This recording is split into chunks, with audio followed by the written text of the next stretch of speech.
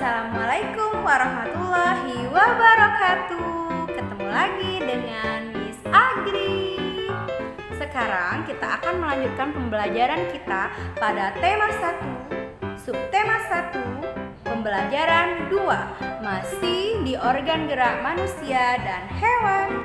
Selamat belajar dan siapkan semua alatnya. Mari kita mulai, let's check it out. Hari ini kita akan belajar tema 1, subtema 1 di pembelajaran kedua. Sekarang anak-anak buka di halaman 9, ayo mengamati. Pak Rudi mengajak Edo ke kandang kelinci miliknya. Kandangnya sangat luas, kelincinya banyak sekali. Pak Rudi dan Edo memberi makan kelinci. Mereka memberikan wortel. Kelinci sangat suka makan wortel. Semua kelinci berkumpul mendekat pada Edo.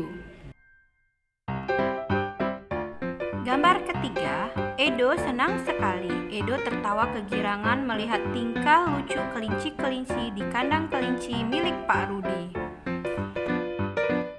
Gambar keempat, semakin lama diamati, tingkah lucu kelinci semakin menggemaskan. Edo pun ikut berlarian mengejar kelinci. Sesekali, Edo menirukan gerakan lucu kelinci, melompat, berlari, dan berdiri dengan dua kaki. Nah anak-anak, keempat gambar tadi adalah gambar bercerita. Gambar cerita merupakan gambar atau serangkaian gambar yang mengandung sebuah cerita. Contoh dari gambar cerita adalah gambar ilustrasi. Gambar ilustrasi merupakan gambar yang mendukung isi sebuah bacaan atau teks, seperti gambar cerita tentang Edo dan Pak Rudi tadi. Adapun ragam gambar ilustrasi antara lain berupa cergam, cerita bergambar, komik, pamflet, cover, kartun, dan karikatur.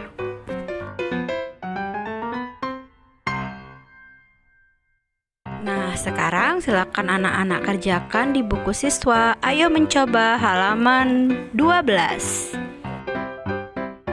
Setelah mengerjakan tugas di halaman 12, sekarang kita lanjutkan ke halaman 13 dan 14. Kita lanjutkan ya anak-anak. Sekarang anak-anak bisa membuka halaman 13 dan halaman 14 pada buku siswa. Dimulai dari hewan yang pertama adalah kelinci. Ini adalah nama alat-alat gerak pada hewan. Kelinci bergerak dengan menggunakan apa? Kelinci itu bergerak menggunakan kakinya. Ada berapa kaki pada kelinci? Ada 4. Fungsi utama kaki kelinci adalah untuk bergerak. Bagaimana cara gerak kelinci? Ya, pintar sekali anak Miss Agri. Kelinci itu bergerak dengan cara meloncat. Nah, sekarang kita lanjut ke halaman 14. Ada hewan yang bernama ikan. Ayo, anak-anak ada yang tahu bagaimana cara ikan bergerak? Ya, ikan itu bergerak dengan cara berenang. Dia berenang menggunakan sirip dan ekornya. Oke, kita lanjut ke kotak yang nomor 2. Ada si kata.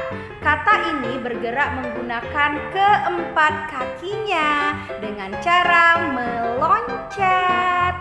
Lalu ada yang ketiga yaitu burung. Burung mempunyai 2 alat gerak. Karena burung ini adalah hewan yang bisa berjalan dengan menggunakan apa? Ya, dengan menggunakan kaki yang jumlahnya ada 2. Dan yang kedua, alat gerak pada si burung adalah sayap. Sayap digunakan burung untuk terbang. Selanjutnya yang keempat ada ular. Ular bergerak dengan cara melata. Ular melata ini menggunakan otot di bagian perutnya. Jadi alat gerak pada ular adalah otot perut. Fungsinya adalah untuk berjalan. Lanjut kita pada kotak yang kelima yaitu kadal. Kadal bergerak dengan cara berjalan juga dengan menggunakan 4 kakinya. Dan yang terakhir adalah kambing.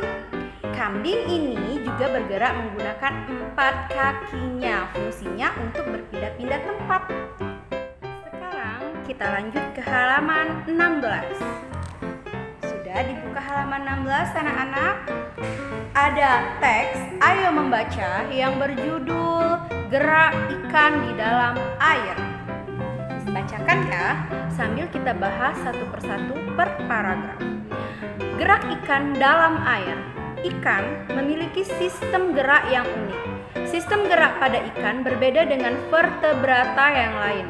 Hal itu tersebut karena habitat ikan adalah air.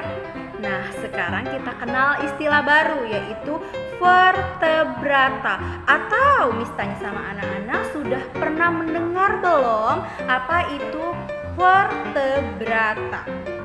Oke, ada yang tahu? Atau mau Miss bantu menjelaskan? Miss bantu aja ya. Vertebrata adalah hewan yang memiliki tulang belakang. Kita ulangi sekali lagi. Vertebrata adalah hewan yang memiliki tulang belakang. Kita lanjut ke paragraf 2 ya anak-anak. Salah satu bentuk tubuh yang paling banyak dimiliki oleh hewan air adalah bentuk rudal. Bentuk tubuh ini memungkinkan ikan meliuk ke kiri dan ke kanan. Bentuk tubuh yang seperti ini juga berfungsi untuk mengurangi hambatan pada saat bergerak di dalam air. Ekor dan sirip yang lebar berfungsi untuk mendorong gerakan ikan di dalam air. Jadi, bentuk tubuh yang dimiliki oleh kebanyakan ikan ini dinamakan bentuk tubuh rudal. Bentuk tubuh rudal ini dapat mempermudah ikan bergerak meliuk-liuk ke kiri dan ke kanan. Dan dia mempunyai 2 alat gerak, yaitu apa tadi yang disebutkan? Ya, pintar sekali. Sirip dan ekor. Nah, fungsi sirip dan ekor ini adalah untuk mendorong tubuh ikan untuk bergerak-gerak di dalam air. Paham anak-anak? Lanjut kita ke paragraf 3. Paragraf 3.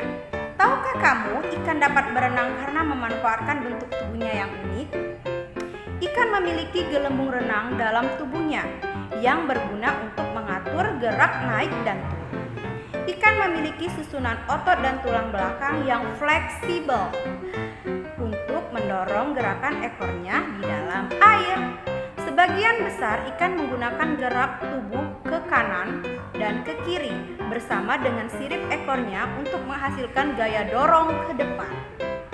Ikan bergerak dengan sirip samping dan sirip tengah cocok yang hidup di terumbu karang. Jenis ikan ini tidak dapat berenang secepat ikan yang menggunakan tubuh dan sirip. Setelah membaca teks yang ada di halaman 16, anak-anak dapat mengerjakan berdasarkan tentang bacaan gerak ikan dalam air, temukan ide pokok dan kalimat pengembang yang ada pada setiap paragraf. Nah, ada di halaman 17. Silakan dikerjakan anak-anak.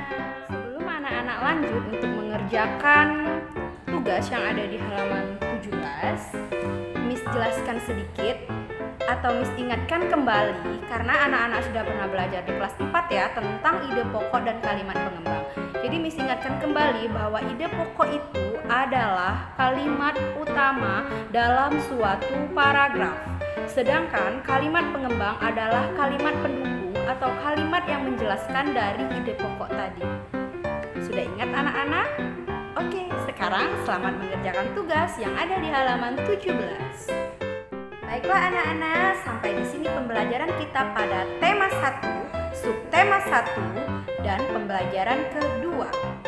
Selamat mengerjakan tugas anak-anak. Jaga selalu kesehatannya, stay at home, dan rajin-rajin mengerjakan soal ya. Wassalamualaikum warahmatullahi wabarakatuh.